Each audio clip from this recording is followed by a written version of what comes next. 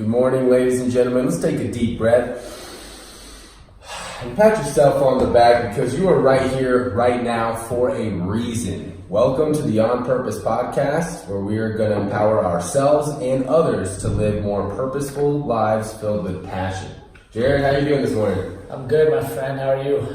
Doing well. Just a little lower energy than usual, fasting for the month of Ramadan, but it's all good. Yeah, much respect on that, and I felt terrible as I brewed coffee and poured a glass of water. I forgot my man can't drink right now. So, no worries. But one of the things I do want to do is I want to do Ramadan with you and just go through that awakening and that journey. And I love when you push yourself to that new limit, what you find out about yourself. So maybe next year podcast, we'll have a whole group of us do it together, and we'll kind of share the story and the journey together. Yeah, you enjoy it. Yeah. I don't know. Right now, I'm going to enjoy it. There you go. There you go. All right. Well, this morning we have an exciting episode. It is titled You versus You.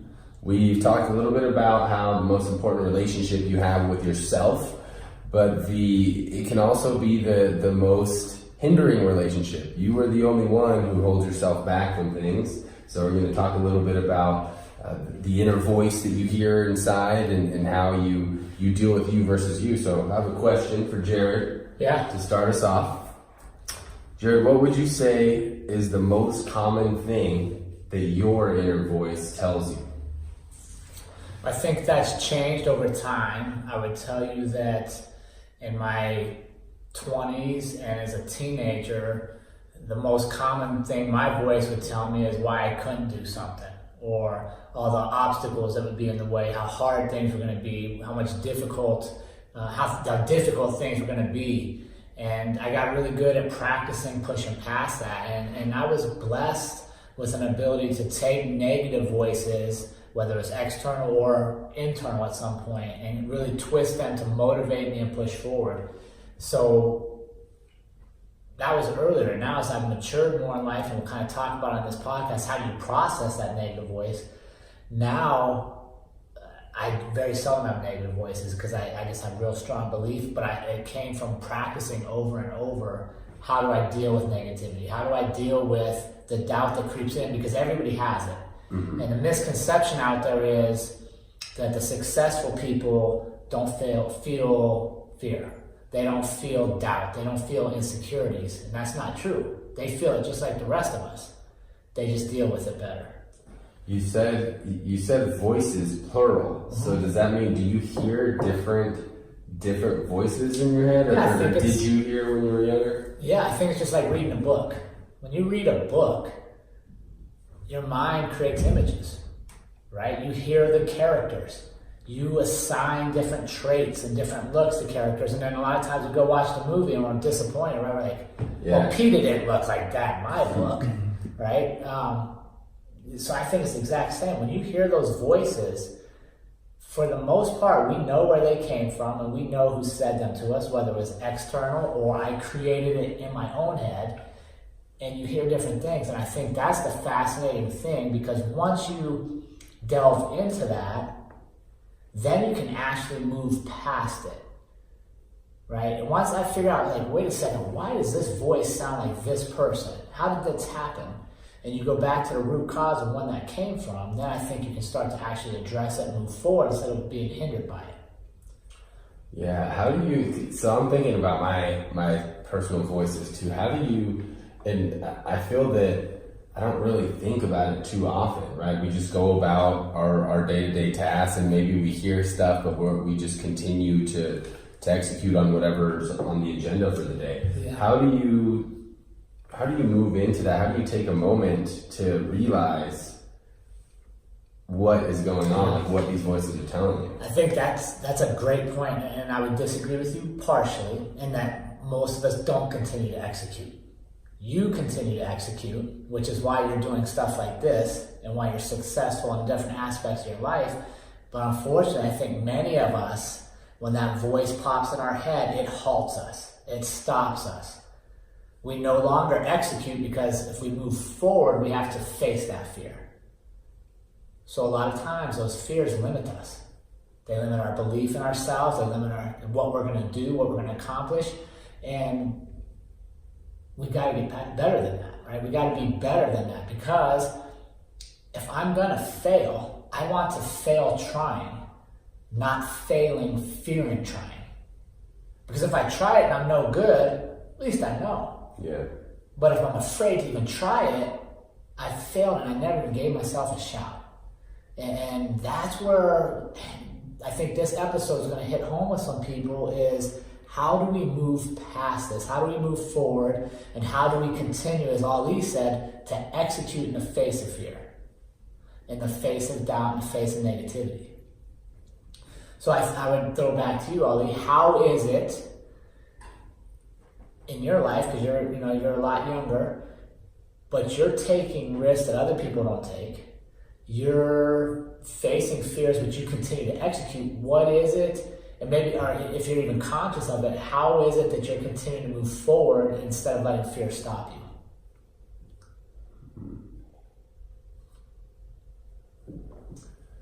Now that you talk about childhood, I think a big voice in my head has been my father's for a long time, and having these expectations, and me always trying to meet those expectations, because it's for my father, it's always like, it's never good enough, right, to continue to keep going. So I think now I've almost adopted some of that mentality as my own, because I feel that now it is my voice. It is my voice, and I think because the expectations were so high, that my inner voice calls out my bullshit anytime. Whenever my inner voice is like, maybe you can't do that, or you're tired, or whatever. It's like, nah, what the fuck are you talking about? No, you gotta go. You gotta go and execute. However, I will say that I have been finding, especially now,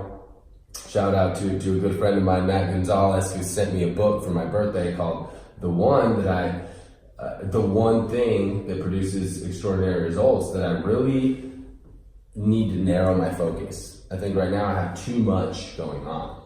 And a part of that may be because of my inner voice always telling me to execute. I will say though that it's a great problem to have. It's a better problem than not have executed on anything. Yeah, and I think one of the things that you do, and that I want people to really pay attention to it, and we've done talks about our circle of five and who we hang out with, is it's much easier to move forward and silence your inner voice when you put yourself, like you do, in specific groups where everybody is moving forward. Mm-hmm. Right? Flip the script. If you have doubts, limiting beliefs, fear of trying, fear of failing, and you hang out with a bunch of other dudes that are thinking the same thing, then I would argue most people won't execute because everybody's not executing. Mm-hmm. Right? So now if you decide to execute in that crowd and you fail, you're definitely going to stand out, mm-hmm. because everybody else is playing it safe. Yeah. But your circle is the opposite. If you play it safe and pull back, I'm going to come to you and be like, Ollie, what happened here? Like, we had goals for this, and I don't even see you trying. Right now, you're going to stand out for failing to even try. And so I think that's an important thing for our listeners, and honestly, part of what this community is. This is a place to come together, face fears, all the other stuff we've talked about, and take action and move forward. Because that's really the only way you're going to learn. Yeah. But your circle influences you. How about not inner voice, but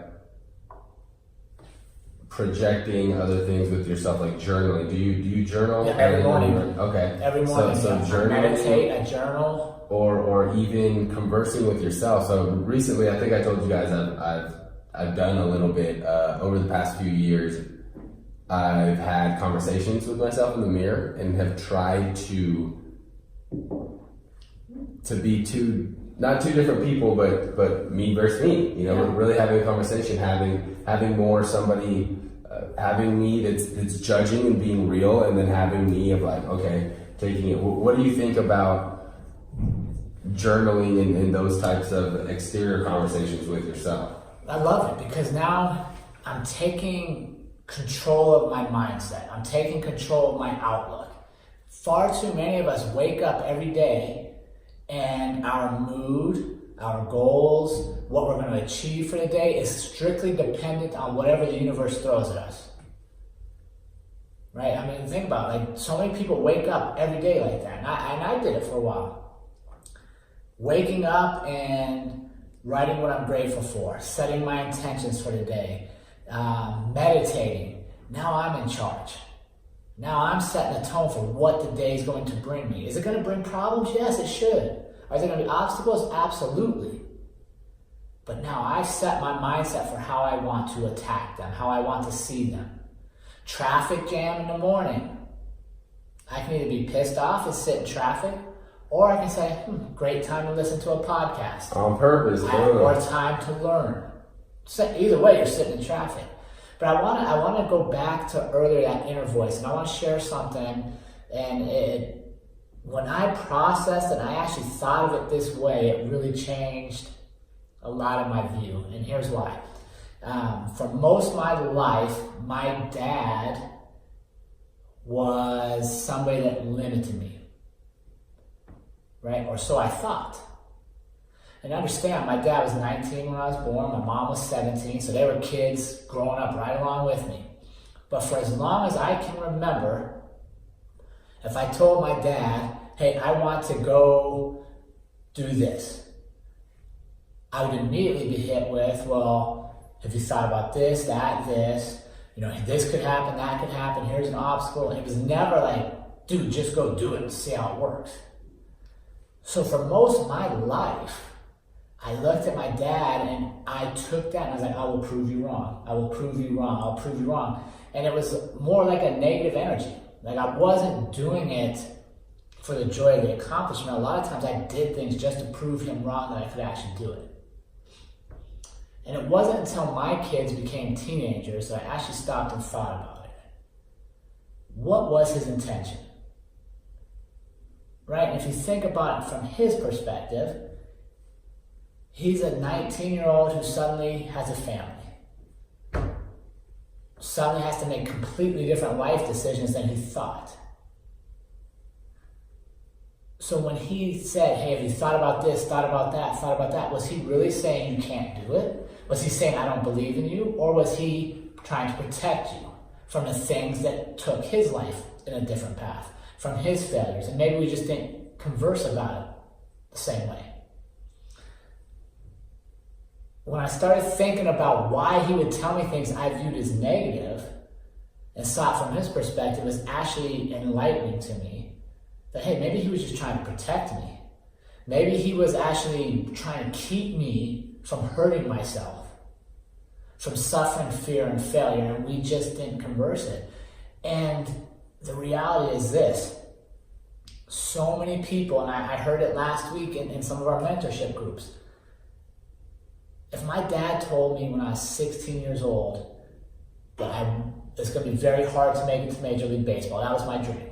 If you thought about this and that, this and that, I was 16. That's 30 years ago. Why do I still allow that conversation and the negativity I felt when I was 16 to direct the inner voice in my head today? The thing about it, a lot of people will say, well, my dad said this, my mom said this, my old boss said that. How long ago was that? What context was that? And why do we give it so much power that something that was said to me when I was 16 still creates doubt in my mind 30 years later? Wow. Right? And I guarantee my kids are going to, like, I think I'm a great dad. There's probably going to be points in my kid's life where I'm going to be like, hey, Dad, when you said that, it really, like, it made me doubt myself. Wow. It wasn't my intention. But we let it. Think about this. Some kids will have trauma, and trauma happens and it's awful.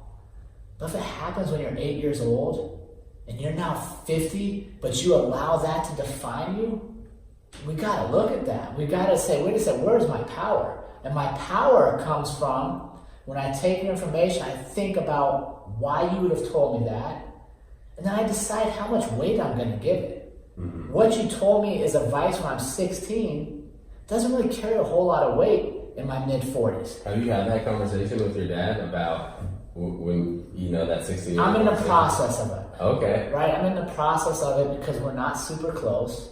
I don't see him very often. We live different lifestyles. But I will tell you, even I'm doing it in small chunks, and we talked about this last week, is the fact that I'm even willing to be like, hey, wait a second, maybe you didn't mean it that way, is progress. The fact that now I'm saying, hey, wait, even if you did mean it that way, it really has no weight now. I'm not 16 anymore. Right. I can decide if I want to face fears. I can decide if I want to do this or not do that. And I'm not going to let this thing continue to weigh me down for 30 years. Right. But you're saying that it has, right? At least in a small sense. For sure it did. Right? No, heavy. I think that it's very good that you can identify a specific conversation. But I think for a lot of people, they don't even know what it was or what it was that happened. Here's an example for me.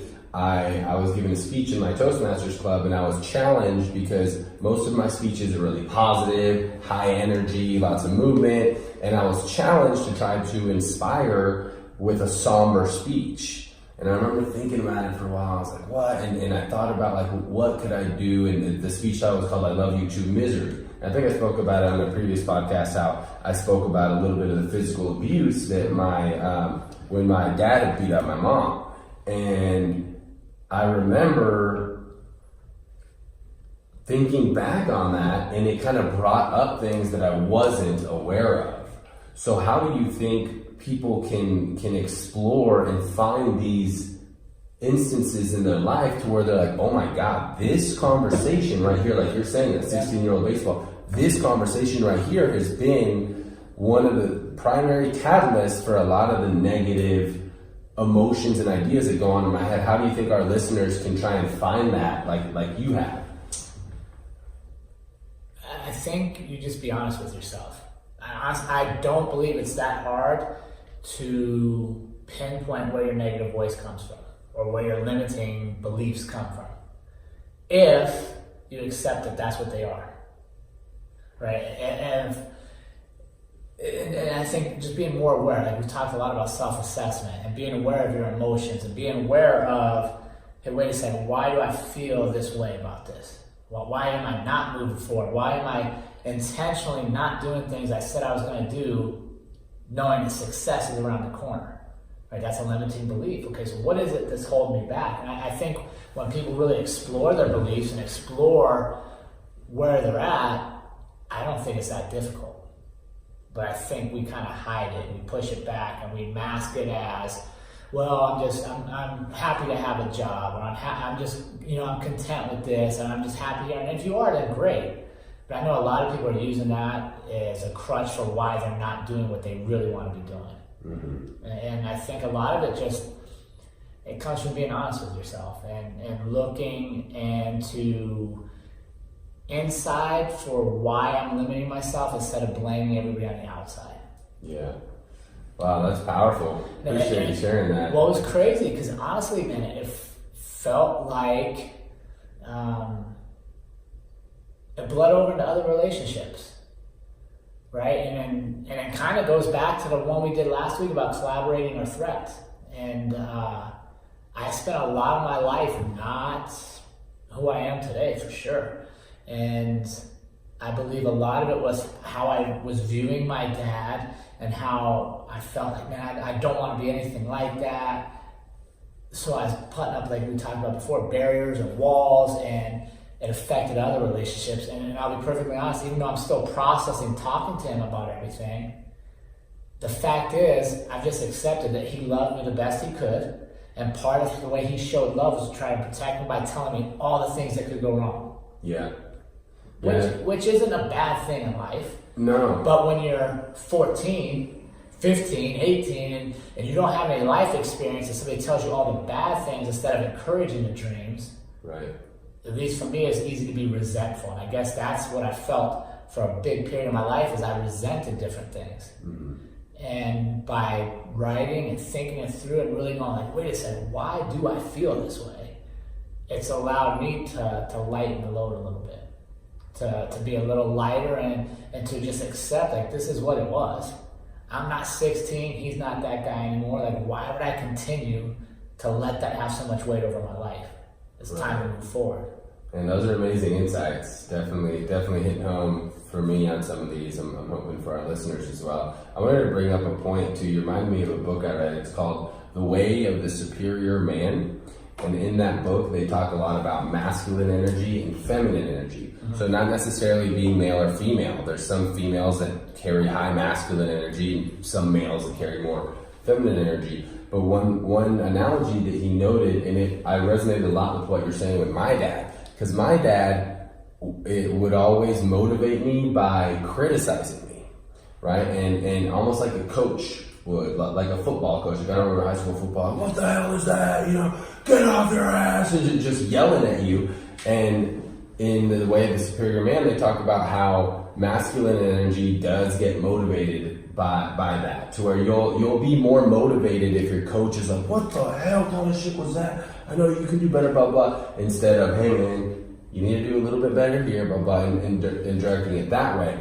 But there is a balance, right? And I think that if you go too much on one side, like maybe your father did, maybe my dad did, you start to actually adapt or adopt those beliefs that maybe I am not good enough. Maybe I can't get to that next level. What's your take? Well, I think there's a couple things on that. First, I would be curious when that book's written, because you think about last 6-7 years. Oh, really? It's recent. You think about to our parents' generation, and if you had to think of one coach that defined that era, who would you pick? I don't know. I'd say like Bobby Knight. Mm. Right? If I had to think of one coach that defined like the 80s, it'd be Bobby Knight. How did he coach? Threw chairs, called people names, yelled and screamed. So that was kind of modeled for exactly what you said. How do you motivate people? How do you get them to do things? It doesn't work today. If you think to today's coaches, you think of like Mike Krzyzewski, whatever sport you're into, like the guy that's building up character, that's building you. So I think it's double-edged there. I think there's a certain amount of like, hey, here's a challenge for you. But I also think you want to instill belief and confidence. And that's the challenge we have as parenting in today's world is how do we encourage that? How do we say, hey, yeah, there's going to be struggles, there's going to be obstacles, but go after it anyhow. And at least for me, that's kind of how my parenting style is I want my kids to take risk. I want them to get hurt a little bit. Mm-hmm. Because if they're not going to be good at something, I want them to find out on their own, not because I impose some kind of a belief into them. Mm-hmm. But then I also ask myself, if I had that same conversation now with all my life experience, would I have taken it as negative? Or would I have taken it as, hey, here's some things to look out for? Right. Like, we don't know. But for some reason, we allow a conversation 30 years ago to limit us for many, many years in all facets of life. Yeah. When if we actually stop and think about it, why does this conversation have so much more weight than all the times he said, I love you? Mm-hmm. Why does this conversation have so much more weight than the times he said, I was proud of you? Mm-hmm. Right? Yeah, we artificially assign it, which is great, because then we can reassign it. We can explore it, but wait a second, this is no longer weight. I don't give this weight. I'm going to give this conversation weight. You can control your thoughts. You can control what that little voice is going to tell you. Is it going to tell you you can and you will? Or is it going to tell you you can't and you won't? Yeah, it comes back to you versus you, right? You absolutely. need to sit down with a mirror right there in the other chair, right? Look at yourself and really ask yourself, why am I feeling this way? Why do I think this way? Because you're the one who is interpreting whatever dad said, whatever mom said, whatever brother said. You're the one who decides what that means. You can decide that's coming from a place of love. You can decide my dad hates me, whatever. You're the one who decides that. So it does come back to you versus you. It really is. It really is. You put the spin on that. So let me ask you, Ali, before you ask another one. Why do you think most people will not, or have not, hopefully they will after this podcast, explored that inner voice more? Why do you think they haven't really looked inside for the reasons instead of external? I think it's a lack of self-belief, self-respect, to where many people don't value their own opinion, so they don't search deeper for it, right? It's kind of like the advice. People are looking for advice. We're all watching YouTube videos, and don't get me wrong, I'm always seeking knowledge and doing that as well. But maybe people just don't value what they truly believe, what they truly think, and that's so important. It's so important. So I think it's just a lack of self-respect, a lack of self-belief of like, well, what do I think? Yeah. Right? What do I think? And I would add one more thing. I think it's easier, right? And that's just the truth, and people may not like it, but I firmly believe it.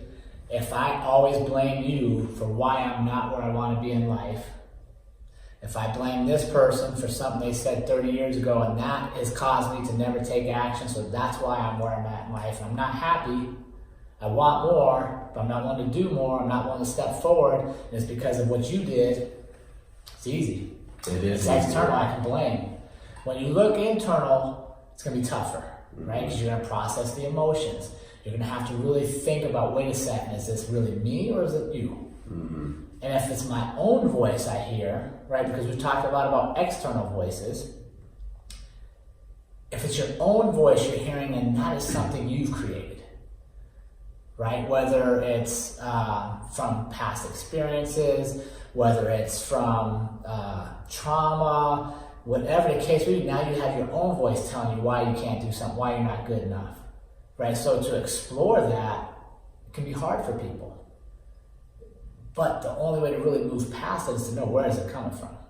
Right. And I think a lot of people take the easy way out and they just allow it to continually limit them and blame versus really going, hey, wait a second, I am responsible for this. I'm responsible for how I feel. I'm responsible for how I think. I'm responsible for how I'm going to act. Let me fix some things. Let me address it and move forward. And it's so easy to take that easy way out, because as soon as we wake up, it's a million other voices, right? Most people, I'm guilty of it too. I've tried to kind of shy away from it, but most of the time, one of the first things I do in the morning is grab my phone. Right, grab my phone, and it's already other information, right? Luckily, I do have a good habit of setting aside some time for a morning meditation, which I think is great. You do gratitude meditation every morning? I do, 10 minutes. That's solid, super solid. I think if everybody can at least do a few minutes of meditation, but we're taking all of these voices, and it's easy to just go with the time consumers, the time killers, the social media, the Netflix, everything to consume, to where it's not common, it's not practiced. People can't be alone. You know what I mean? Like I know a lot of people that they have to have a TV on or a laptop on or something on, because they can't stand the silence. They can't stand to be alone. And why do you think that is? What happens when it's quiet? What happens when they're alone? There's you and you. They hear the voice. Right? We were literally conditioned to mask the voice. Mm-hmm. We mask it through our phones, we mask it through TV, we mask it through music. The reality is, let's quit masking the voice and figure out how to use the voice to our benefit. So we've talked a lot about the voices that kind of scare us, voices that kind of keep us from doing what we want to do and becoming who we want to become. The great thing about it is you can train that voice to encourage you, to push you forward, to make you take risk. David Goggins talks about in his book, You Can't Hurt Me, fantastic book. He calls it his cookie jar. And I like that analogy because I think most people can see it. When he has a negative voice, or a voice of doubt, a voice of trauma, a voice telling him he can't do it, instead of letting that voice run wild and paralyze him, he goes to what he calls his cookie jar. And it's the place he puts all the past successes in his life. And we've talked about in our group, right? We've all done things we're proud of that people may not have believed in, that were difficult, and we've got it done. So when we're faced with a new challenge, instead of letting doubt creep in, instead of letting fear stop you, accept it for a second. Oh, wait a second, I hear that voice again. Let me redirect this. Oh, wait a second. Remember that time I did this that was super hard? Oh, how'd that feel? Oh, yeah, that's right. It felt great. Right? Pull in positive thoughts. Pull in thoughts of encouragement. The choice is yours, because think about it. Neither of the set of thoughts are actually physically real. Right? Your negative thoughts aren't right there in front of you. It's only here.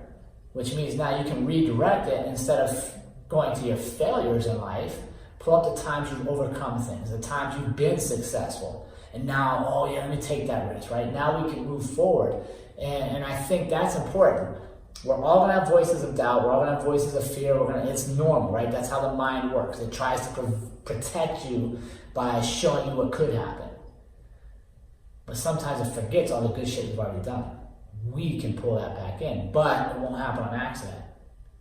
Right? You gotta know, hey, what am I really proud of? What do I really stand for? What really makes me want to do this next hard thing? Like you, what makes you want to execute in the face of negativity, the face of doubts? What's your past successes? It's your vision for where this success leads you. But I think too many of us don't know what that is. Right? If you ask them what are they afraid of, they'll tell you right away. Ask them, hey, what does your strength come from? Where does your ability to take risks? How does your ability to want more in life, where does it come from? Yeah. And if I have that readily available, then I can silence negativity quick. Yeah. Because it's ridiculous to think it's never going to be there. Oh, no, it always is. It could be an external source that creates it. It could be a relationship that creates it. It could be your own head that creates it. Always is. Every day. But how do I get back on track? How do I continue to go? Well, it's because I build off my success, not off my fears. Mm-hmm.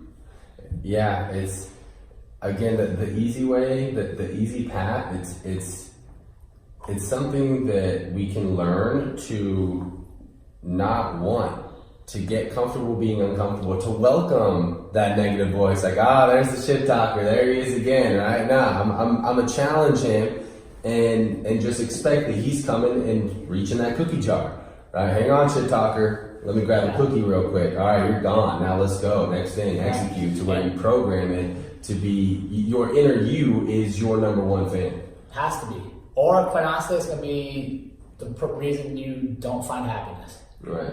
Because if your inner you isn't your number one fan, doesn't believe in you, nobody else is going to. Like, it has to start with you. And I think a lot of people need to let go of that being, I need to be more humble. Yeah, that's important, but you need to be confident in yourself. You need to be confident in yourself. And trust me, I get that too even today. Like, I'm gonna be wearing another suit today. I still hear like that negativity on simple things like that. And it's like, no, like I'm doing this for me. I'm my number one fan. And I think that everybody needs to be that.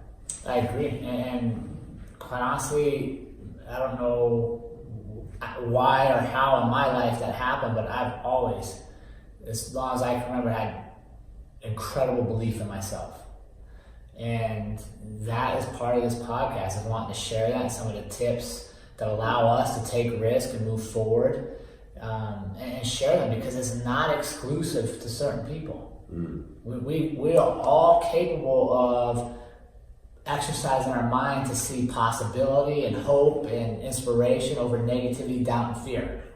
But it doesn't happen on accident. I think too many times people live their lives on accident and just deal with whatever comes to them, versus having a purpose, having the big goals, the big dreams, and knowing where their life's headed. And that scares the shit out of me. And it scared me. There was a time I woke up in my life and I was like, wait a second, I'm literally doing that. I'm literally like working all day, coming home, I have the same routine every day. Like, this can't be all my life's supposed to be about. And then I wasn't afraid to make changes. Yeah, thankfully you came to that realization, and hopefully some of these insights today can help some others come to that realization. So what do we have homework for? I think it's next week. It's good. I think what we want to do is we really want to delve into this a little bit. And if you remember our podcast about the Garden of Dreams, we kind of talked about life as your garden, right? And you're planting your crops, like what are you planting? And one of the big things you have to deal with is the weeds. And to me, the weeds are this right here. What goes on in my head that nobody else can really see, Nobody else knows I'm going through it, but it's really preventing me from getting where I want to go. Growing without you even doing anything. Right.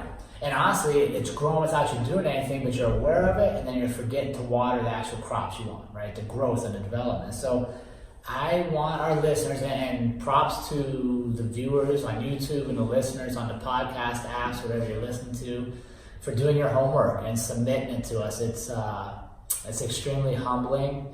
And I want to say it's surprising, but it's not, because like we sat down, we had a vision for where this podcast would go and how it would impact people. But it does kind of surprise me a little bit that so many people are willing to be part of the movement and want to share so much time with us. Yeah.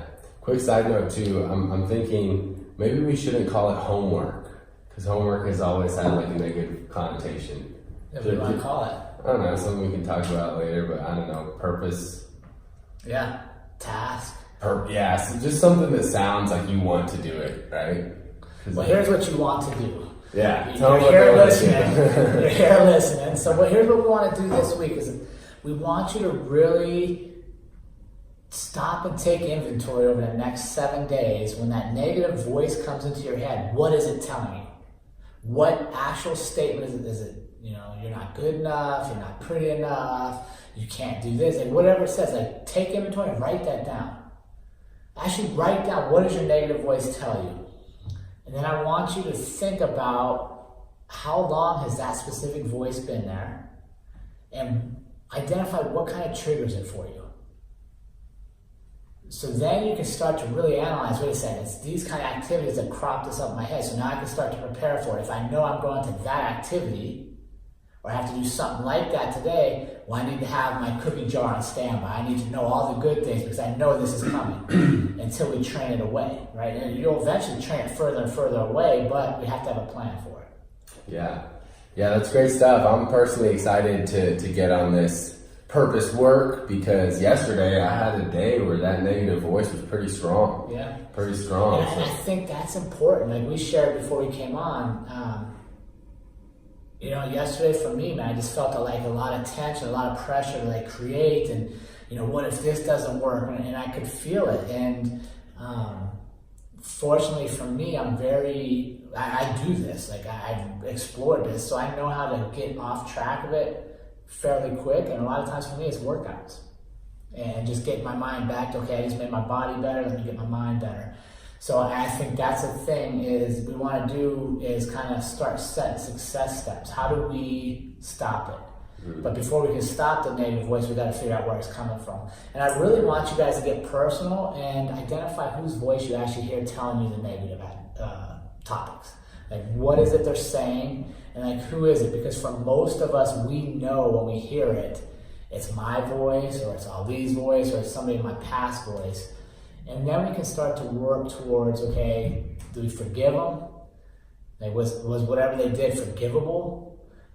Do we need to have conversations, or do we just realize, hey, we're creating this ourselves and it's time to quit holding ourselves back? Yeah, 100%. So just to recap, part 1, take inventory of what your inner voice is telling you. Part 2, what triggers that inner voice and how long has it been there? And then part 3, whose voice do you hear? Right? And then of course email us at onpurpose.official@gmail.com. Yeah. Would love to see more and more of these insights. We've been getting some good ones. Yeah, it's like I said, it's very humbling to share the journey with you, and we hope you guys are getting a lot out of this. I know we do. It's fun for us to sit and talk about this and share with Alex and Ali and everybody else, because it's growth for all of us. And I think that's the cool thing about this podcast is you're literally here with us from the very beginning. So we're all going to kind of grow together on this journey. Amen. Cool. Right, Awesome. Thank you guys for the week. The closeout. I was thinking about this part. All right, team. Remember, life is far too short to live any other way than on purpose. So we will see you all next week.